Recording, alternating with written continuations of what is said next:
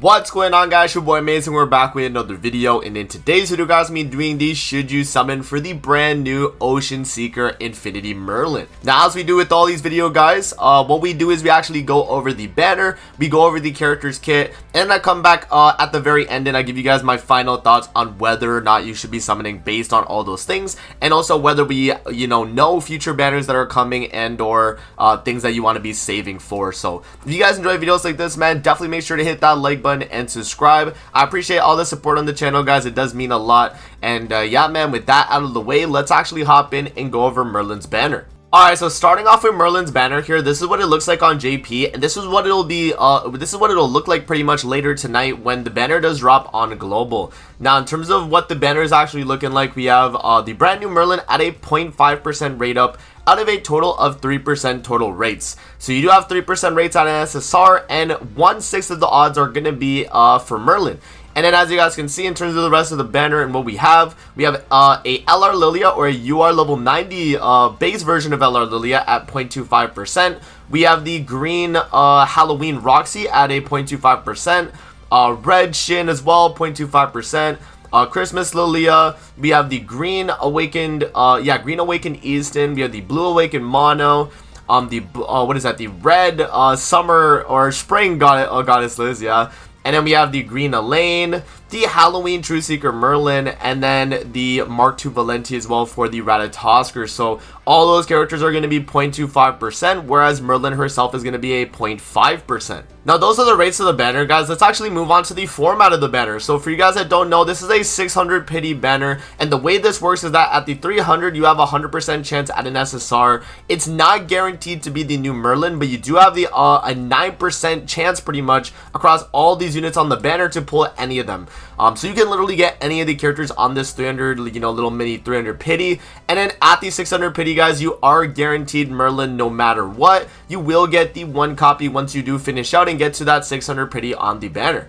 Alright, guys, so now that we've gone over the rates of the actual banner and the way the banner actually works, let's actually go over to the Sacred Treasure Podcast Twitter and actually read off the information we have on Merlin since she is coming to Global, and we got to go over her information. Alright, guys, so I want to say a huge shout out to Kane here, because on the Sacred Treasure Podcast Twitter, we actually did get Kane's translations to be a little bit more, to clarify a little bit better, because, the translations from the actual, Google Translate isn't always perfect.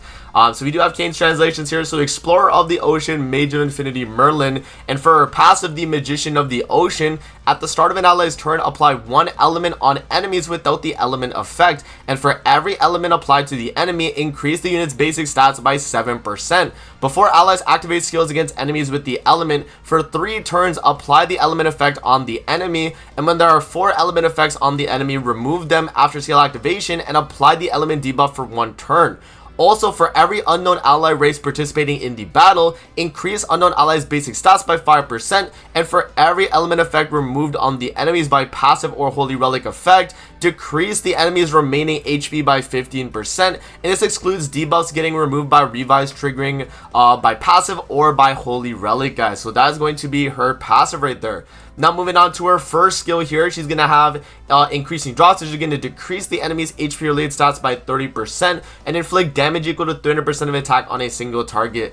This isn't really like a crazy effect, I'll be honest, but yeah, I mean, you can definitely get an HP lower on the enemy as well.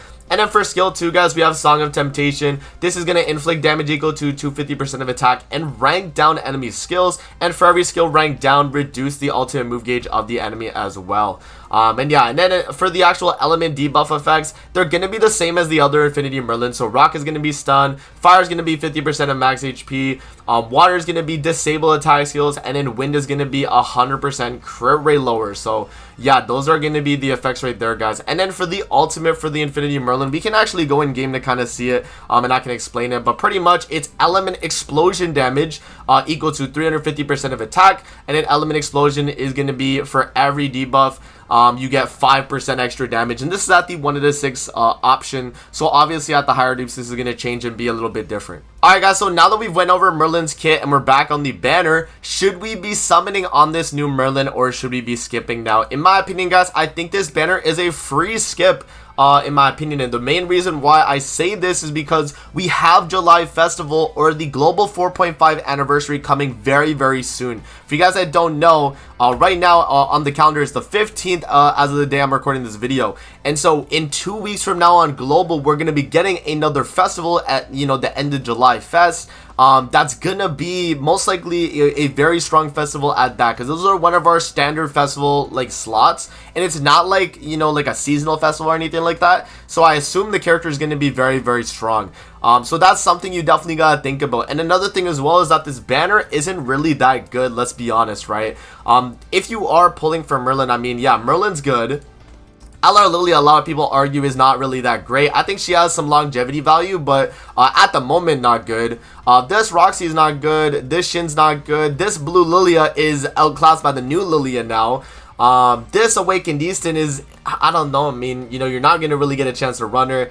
Blue Mono is okay in Chaos Battle, but I think that's pretty much it. This Elizabeth is not that great. This Elaine is actually pretty solid, so there is that. And then this Merlin's pretty good too, the Halloween True Seeker Merlin. And then Mark II Valenti is good as well, because she's a Ratatosker unit. So overall, like, it's not necessarily a super bad banner at that. But definitely a lot of the units are kind of just there that you really don't need.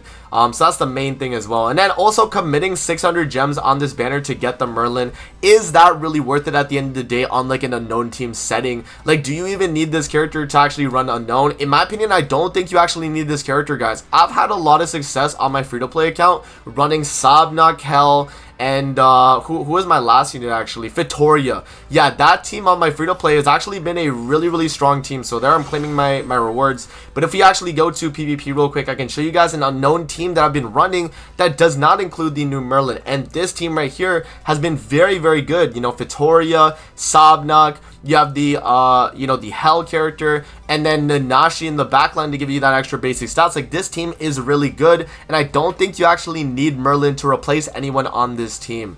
So if you already have like a very strong unknown team, then I don't think you need to actually pull for this character just to swap her in for one of the other units. I think the new Merlin is nice though, the fact that she is providing basic stats, and you know, she has a bunch of debuffs she's able to apply, and that can be pretty good alongside Sabnok, because she could apply the debuffs, and then Sabnok could not get her debuffs cleansed when unless she obviously wants to get them cleansed. But yeah, no, like, you can kind of dodge the cleanse with that and get off Sabnok's debuff. So I think there is, you know, a reason why you might want to run that character, but I don't think that Merlin's gonna be a must summon, considering we already have a very strong variant of the unknown team, and she's most likely, you know, barely gonna be either a little bit better or even worse than the team that I already have.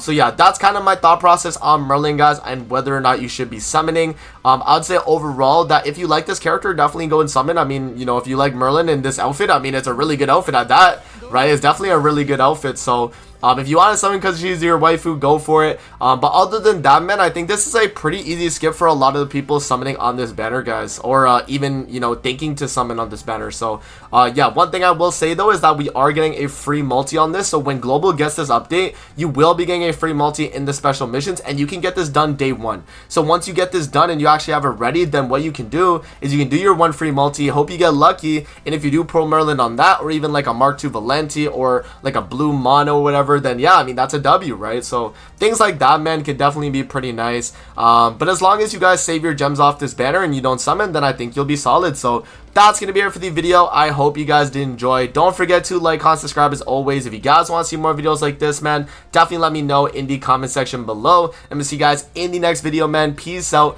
and have a great rest of your day, guys. See you later, man.